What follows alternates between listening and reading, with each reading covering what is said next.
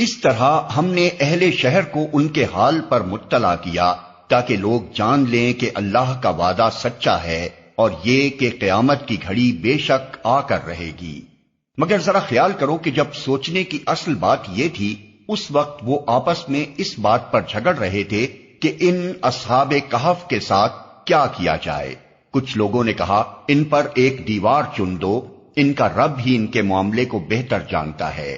مگر جو لوگ ان کے معاملات پر غالب تھے انہوں نے کہا ہم تو ان پر ایک عبادت گاہ بنائیں گے۔ کچھ لوگ کہیں گے کہ وہ 3 تھے اور چوتھا ان کا کتا تھا، اور کچھ دوسرے کہہ دیں گے کہ 5 تھے اور چھٹا ان کا کتا تھا۔ یہ سب بے تکی ہانکتے ہیں۔ کچھ اور لوگ کہتے ہیں کہ 7 تھے اور 8واں ان کا کتا تھا۔ کہو میرا رب ہی بہتر جانتا ہے کہ وہ کتنے تھے۔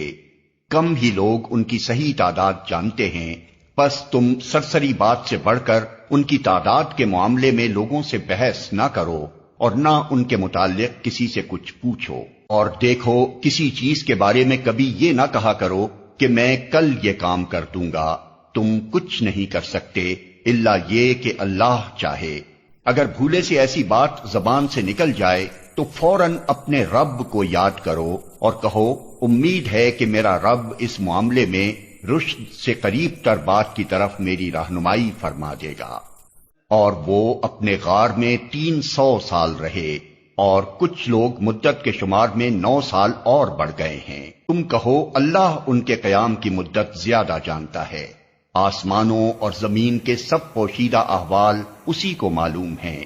کیا خوب ہے وہ دیکھنے والا اور سننے والا۔ زمین و آسمان کی مخلوقات کا کوئی خبرگیر اس کے سوا نہیں، اور وہ اپنی حکومت میں کسی کو شریک نہیں کرتا۔ اے نبی، تمہارے رب کی کتاب میں سے جو کچھ تم پر وحی کیا گیا ہے اسے جوں کا توں سنا دو، کوئی اس کے فرمودات کو بدل دینے کا مجاز نہیں ہے، اور اگر تم کسی کی خاطر اس میں رد و بدل کرو گے تو اس سے بچ کر بھاگنے کے لیے کوئی جائے پناہ نہ پاؤ گے۔ اور اپنے دل کو ان لوگوں کی معیت پر مطمئن کرو جو اپنے رب کی رضا کے طلبگار بن کر صبح و شام اسے پکارتے ہیں، اور ان سے ہرگز نگاہ نہ پھیرو۔ کیا تم دنیا کی زینت پسند کرتے ہو؟ کسی ایسے شخص کی اطاعت نہ کرو جس کے دل کو ہم نے اپنی یاد سے غافل کر دیا ہے، اور جس نے اپنی خواہش نفس کی پیروی اختیار کر لی ہے، اور جس کا طریقہ کار افراط و تفریط پر مبنی ہے۔ صاف کہہ دو کہ یہ حق ہے تمہارے رب کی طرف سے، اب جس کا جی چاہے مان لے اور جس کا جی چاہے انکار کر دے۔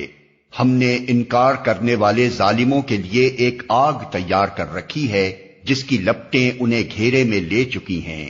وہاں اگر وہ پانی مانگیں گے تو ایسے پانی سے ان کی تواضع کی جائے گی جو تیل کی تلچھٹ جیسا ہوگا اور ان کا منہ بھون ڈالے گا۔ بدترین پینے کی چیز اور بہت بری آرام گاہ رہے وہ لوگ جو مان لیں اور نیک عمل کریں، تو یقیناً ہم نیکوکار لوگوں کا اجر ضائع نہیں کیا کرتے۔ ان کے لیے سدا بہار جنتیں ہیں جن کے نیچے نہریں بہ رہی ہوں گی، وہاں وہ سونے کے کنگنوں سے آراستہ کیے جائیں گے، باریک ریشم اور اطلس و دیبا کے سبز کپڑے پہنیں گے، اور اونچی مسندوں پر تکیے لگا کر بیٹھیں گے۔ بہترین اجر اور اعلیٰ درجے کی جائے قیام۔ اے محمد، ان کے سامنے ایک مثال پیش کرو۔ 2 شخص تھے، ان میں سے ایک کو ہم نے انگور کے 2 باغ دیے اور ان کے گرد کھجور کے درختوں کی باڑ لگائی اور ان کے درمیان کاشت کی زمین رکھی۔ دونوں باغ خوب پھلے پھولے اور بارآور ہونے میں انہوں نے ذرا سی کسر بھی نہ چھوڑی۔ ان باغوں کے اندر ہم نے ایک نہر جاری کر دی اور اسے خوب نفع حاصل ہوا۔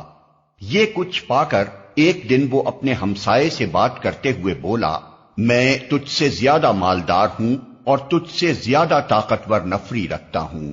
پھر وہ اپنی جنت میں داخل ہوا اور اپنے نفس کے حق میں ظالم بن کر کہنے لگا، میں نہیں سمجھتا کہ یہ دولت کبھی فنا ہو جائے گی، اور مجھے توقع نہیں کہ قیامت کی گھڑی کبھی آئے گی۔